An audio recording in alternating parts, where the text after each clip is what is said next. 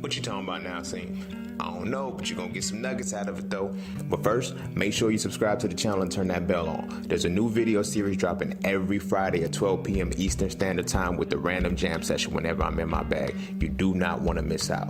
Also, be sure to check out my books, man. The link's in the description below, right along with my vegan class if you're trying to go plant-based and stay plant-based. I'm telling you, it works. Oh, and lastly, be sure to follow me on Instagram at _just_scene_. The nuggets I don't put over here, I put over there, so you can always get me when you need me. But you ain't really coming for all of that. Peace, love, knowledge, and freedom. I'm out. I feel like when it comes to generational curses and shit, they're powerful. They're powerful and they're also painful. You know, because generational curses are things that extend beyond, normalcy. They extend beyond habit. Like, habits are formed like within a single lifetime, but curses, that extend for a generation are different. They pretty much, I ain't gonna say they own and control the motherfucker, but they kind of own and control the motherfucker. But I think more so too, a generational curse is seen far worse than it actually is. Now, this is not, it's not me saying that motherfucking a curse is like, it's more so semantics. Like when we look at what a curse is, we actually put a negative stigma to it.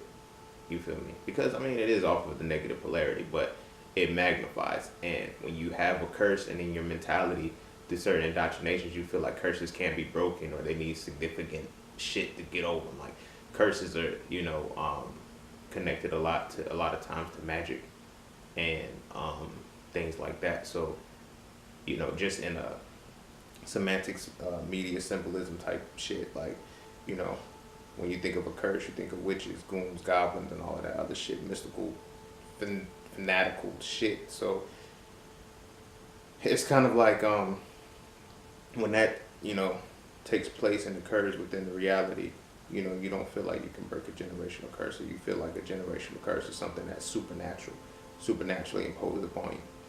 So in a reality where we operate through a natural experience and we are trying to understand things supernaturally, we'll never be able to truly break the curses until we understand that either we have to elevate ourselves to the supernatural position, or we have to reduce ourselves down to the natural position. I mean, reduce the curse, whatever the fuck it is, down to the natural position. So I look at generational curses as not inherently bad. They're bad when you don't understand the curse and you don't understand what it takes to overcome it. But when you have that connection, that ability, that I don't know what to call it, but when you have it, you're able to identify what it is. So when we look at generational curses, it's like, what was the, you have to first find the impetus of it. Like you have to find the inception, when it started. Like cycles are perpetual in motion, but they have a starting point. All cycles have a starting point. And I understand that sometimes people assume, we try to look at cycles as a circle.